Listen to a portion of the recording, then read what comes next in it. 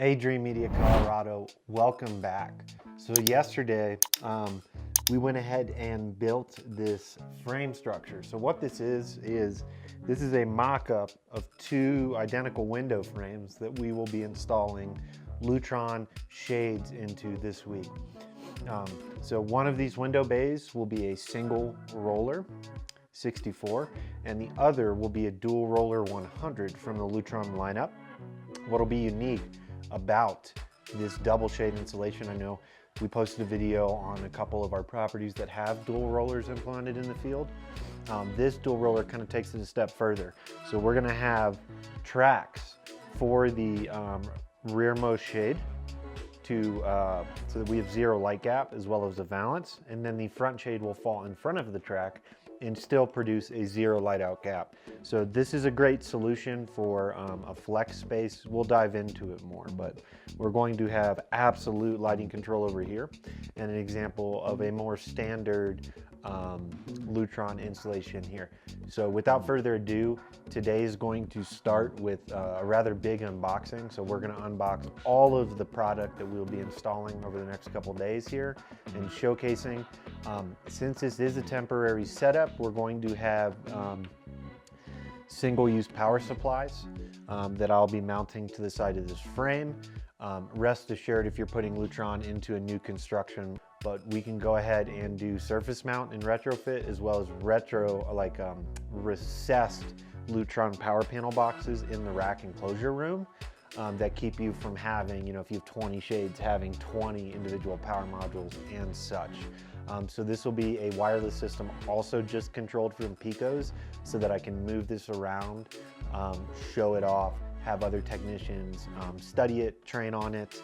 But typically, most of our deployments are with the central processor that would integrate into a URC, a Josh, a Control4, a Crestron, whole home system.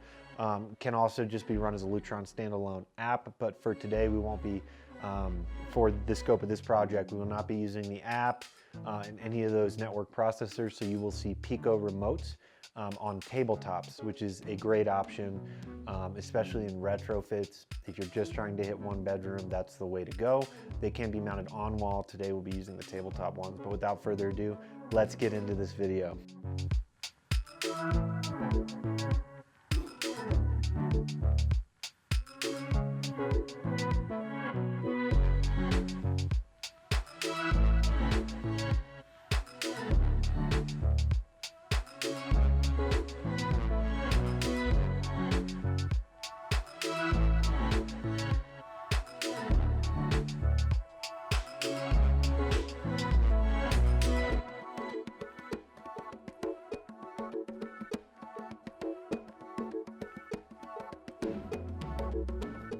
All right, so really quickly, we're gonna get all of our gear out of our box. All of these shades are gonna look identical, although two of them are roller 100s, and the last one is a roller 64.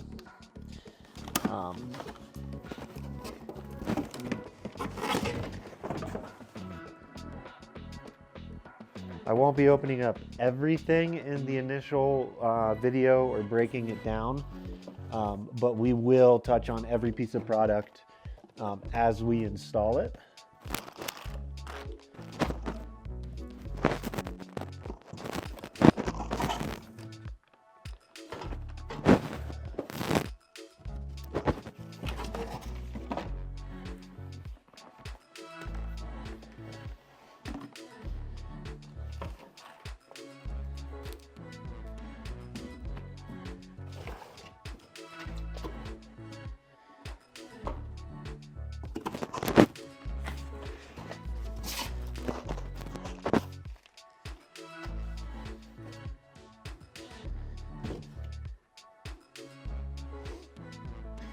All right, so again, we have three identical shade boxes here.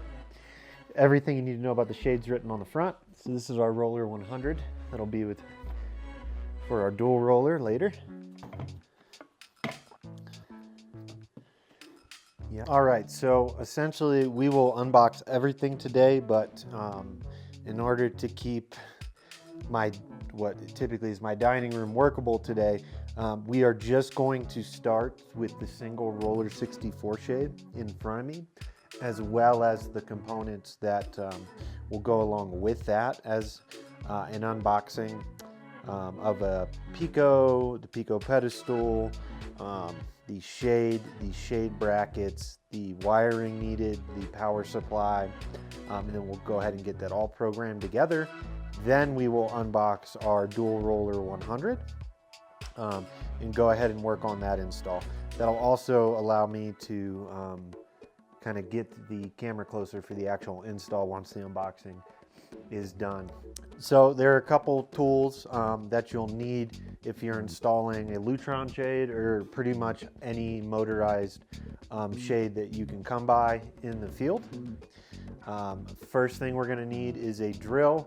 We'll need a level, a measuring tape, wire strippers, wire cutters, specifically a Phillips screwdriver, as well as just your typical accessories like bit holders, bits for the drill to use it, as well as a pencil for marking. I also love using a speed square, especially, you know, we took time getting this squared. Speed square is going to be, I think, much more reliable tool, speed square or a ruler, as opposed to a tape measure for finite measuring. Because the big deal with these shades are if they're hung, bowed, or skewed in any way, the fabric will track to one direction.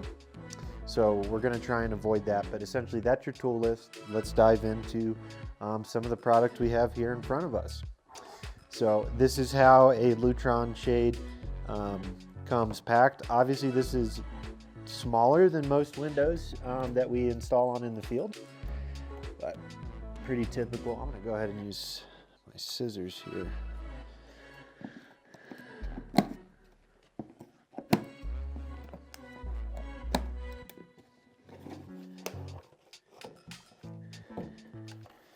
All right, so what's in a typical shade box when we receive it? So we've got the shade really, here I'll tilt it towards you, a lot of foam, keeping the shade from touching the ground in any way, bumping the top of the box, the bottom of the box. Here's our shade. Now it's pretty small, but you can see we've got a pretty small install space that are matched side to side. So that's just the nature of this test kit. We've got our Phoenix adapter or wiring port. So this is what, as you can see, one already comes fixated on the shade. This is our 4-port wiring for if you have wires run, right? So we're going to be setting this up today as if it was per se wireless, I believe. Yes, but typically if you've wired, you would just use this Phoenix adapter, 2 for power, 2 for communication. What we're going to do today is just hook up our power wire to the shade directly, and then we will put a wireless emitter for our Pico controller to talk to. So the Savoy QS line, which is the shade, the line this shade originates from, is very flexible. So in the rest of the bag, we've got some install and programming instructions for the shade. Like I said, our Phoenix adapter for our bare wire that will poke through up here.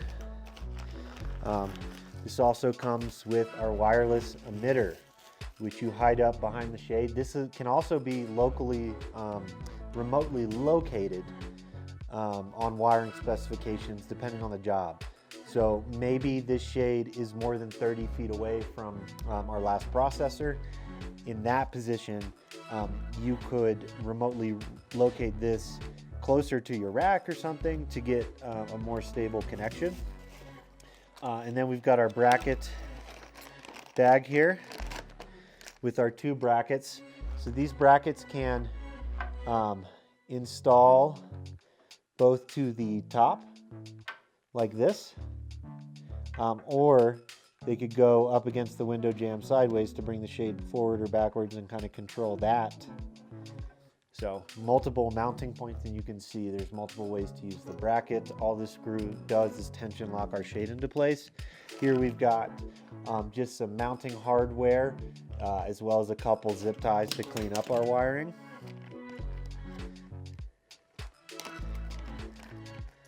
Then again, we've got just our Phoenix end here. And then this came with the wireless adapter. I should have pulled this out earlier, but this is how you mount the wireless adapter into the window frame when you're putting the wireless adapter locally with the shade like we will be today. So that's all that's required to get the shade hung up in the wall. All right, so paired with this shade, we're going to be using our 3-button programmable Pico remote for up, down, for basically, let me bring this back in so you can see it. We've got a fully open button, a fully closed button, and then, you know, control to go anywhere in between. So I can hold this and stop, and, you know, stop the shade at 10%, 20%, 30%. This is kind of how you interact with the Lutron system if it's not on the Lutron phone app. So we're gonna go ahead and open this Pico really quick.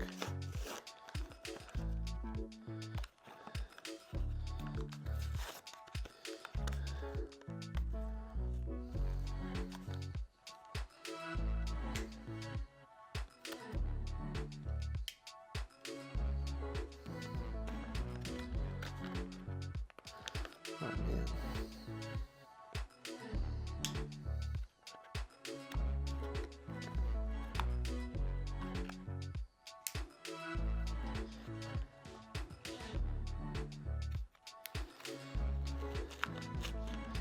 Obviously, we'll be trying to save all the packing materials I can to put this away and let another tech play with this kit and get used to installing shades. I've installed a couple hundred in the field already, but just wanted to do this breakdown for you guys. And then we've got our Pico pedestal, which we will be saving the packing materials for.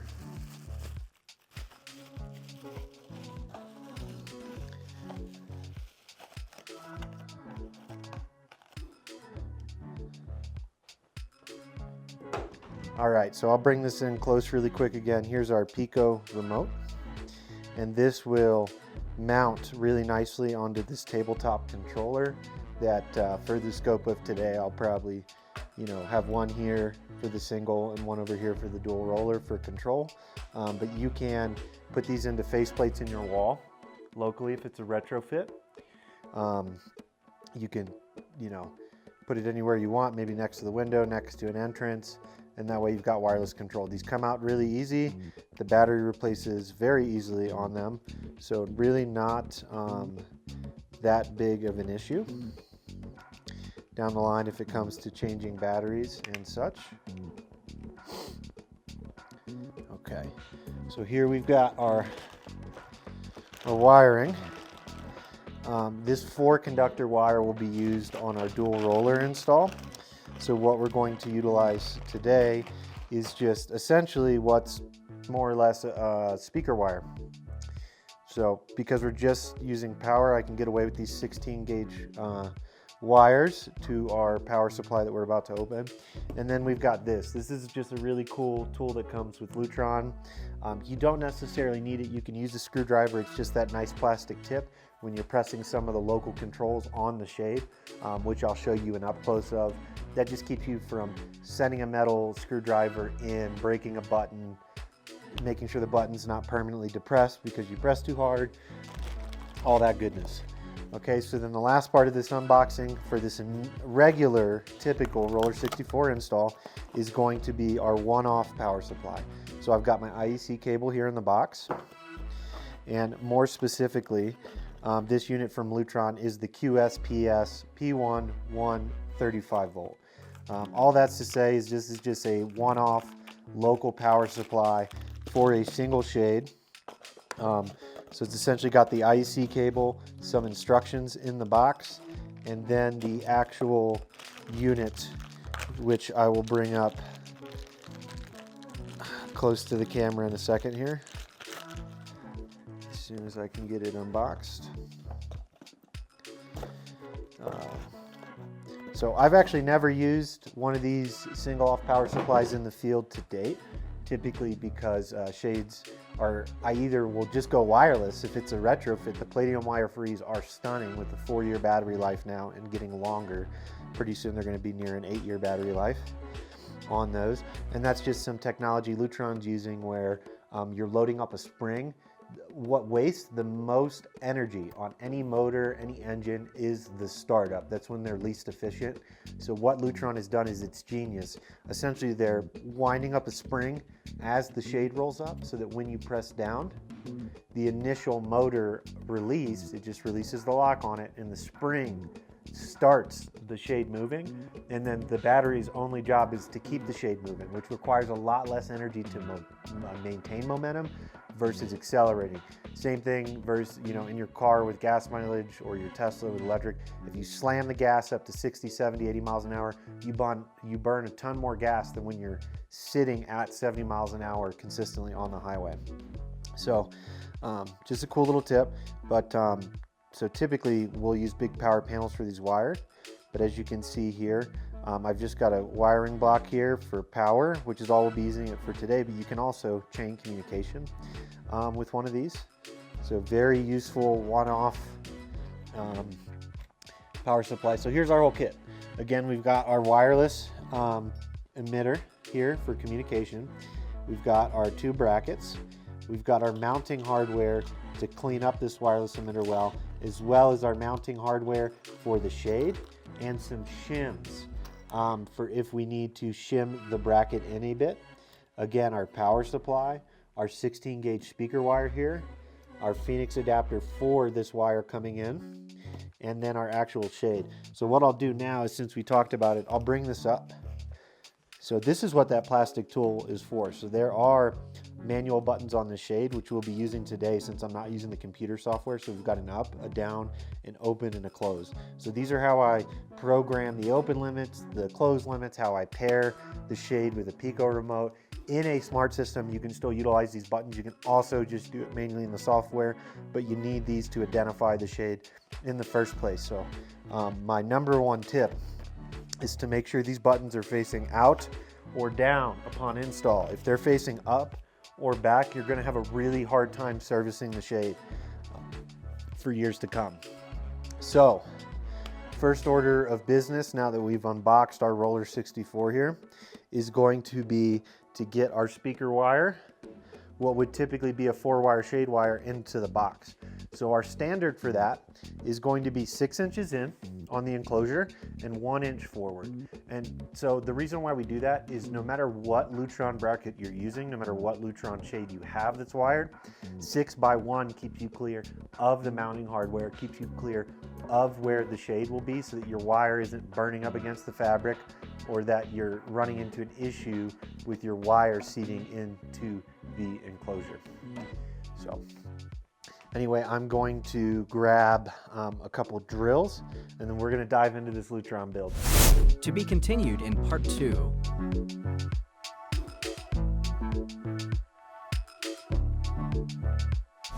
Don't forget to like, share, and subscribe.